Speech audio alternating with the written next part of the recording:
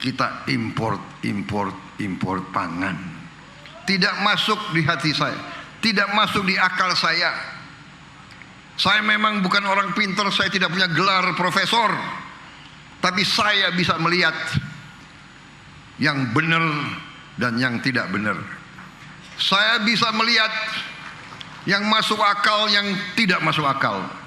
Saya bisa merasakan keadilan dan tidak adanya keadilan. Karena itu saya berjuang terus.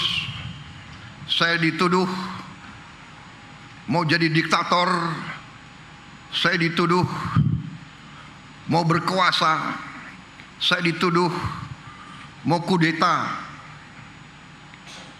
Tetapi saya sejak muda saya bersumpah sebagai prajurit adalah prajurit dari Tentara Nasional Indonesia. TNI adalah tentara rakyat.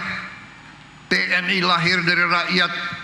Waktu kita berjuang, kita diberi makan oleh rakyat Indonesia. Waktu kita menyatakan kemerdekaan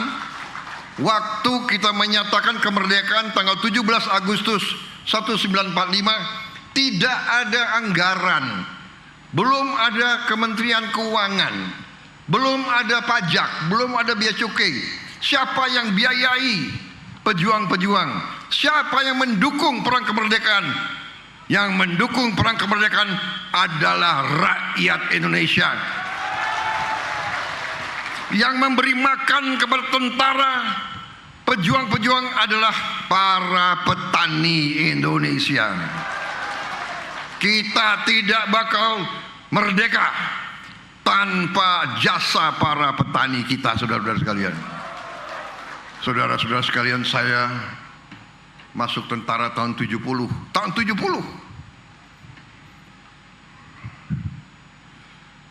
Tahun 70. Tetapi saya merasakan setiap saya latihan di desa-desa Jawa Tengah, Jawa Barat, rakyat keluar dari rumah-rumah yang sederhana, rumah-rumah gedek yang lantainya masih tanah. Mereka keluar dari rumah, mereka memberi minuman teh, mereka memberi pisang, mereka memberi singkong kepada kami, saudara-saudara sekalian. Padahal untuk masak itu dia harus ambil kayu yang cukup jauh, dia harus ambil air yang cukup jauh. Begitu cintanya rakyat kepada tentara, begitu sadarnya para petani terhadap negara bangsa Indonesia. Para petanilah yang paling setia, yang paling loyal, dan yang paling merah putih di Republik Indonesia ini, saudara-saudara sekalian. Dan saya tidak habis pikir, puluhan tahun para petani kita, para nelayan kita kurang dihormati, kurang dibela, kurang dilindungi.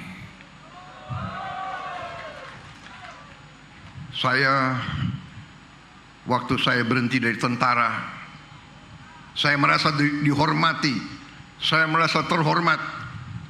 Tokoh-tokoh HKTI, tokoh-tokoh KTNA minta saya, mantan Panglima Kostrat, untuk menjadi ketua umum HKTI.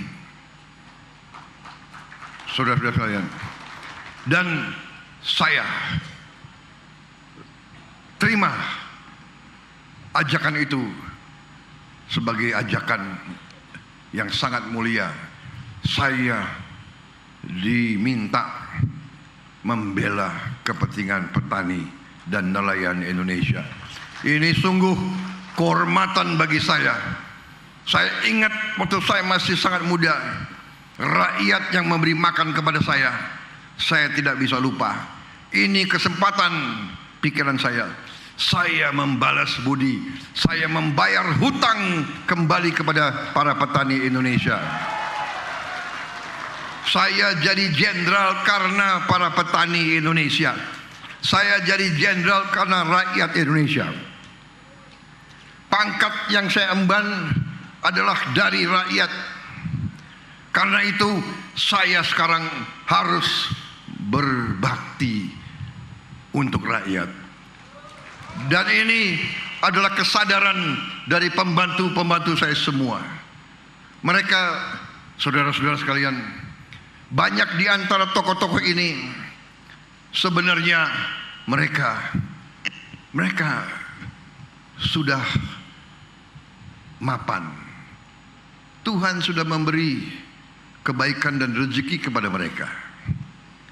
Saudara Amran, pengusaha yang sukses. Beliau jadi menteri adalah pengorbanan. Beliau menteri yang nggak tahu saya, sehari mungkin tidur hanya 3-4 jam. Saya kadang-kadang merasa prihatin, tapi saya dalam hati juga bangga. Saudara Zulkifli Hasan demikian juga, masih mau berjuang, masih mau terjun di politik. Orang-orang yang masuk ke politik ini saya juga merasa aneh juga, saudara masih mau masuk politik. Politik di Indonesia ini pengorbanan. Ingin mengabdi, ingin berbuat baik, selalu dikuyu-kuyu, selalu dicari-cari kesalahan dan kejelekannya. Tapi tidak apa-apa. Saya selalu katakan, semakin naik ke puncak, semakin diterpa angin yang kencang. Mereka yang kuat yang akan sampai di atas. Dan saudara-saudara, para pemimpin, para pejabat, para gubernur, bupati, para wali kota, para dirut-dirut BUMN, jangan gentar, jangan ragu-ragu. Para adik-adik saya, menteri-menteri ini semua, jangan. Kehormatan, berjuang untuk rakyat, kehormatan. Kita semua akan dipanggil Yang Maha Kuasa. Itu kepastian, saudara-saudara.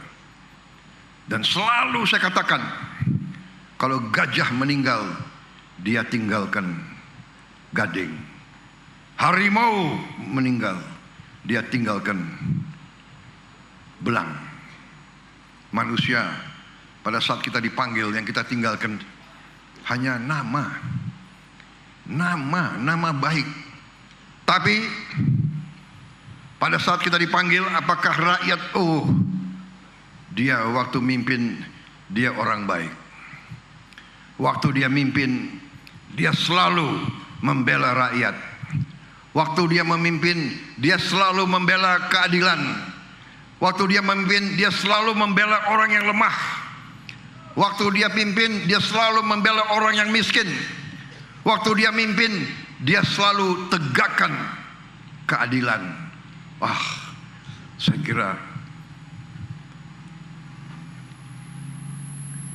keluarga kita semua akan merasa bangga.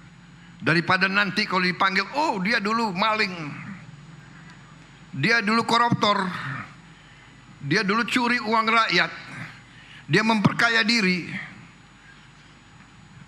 Jadi saudara-saudara, bersyukurlah kalau kau diberi kepercayaan. Ini kesempatan kita berbakti, kesempatan memberi yang terbaik yang bisa kita berikan.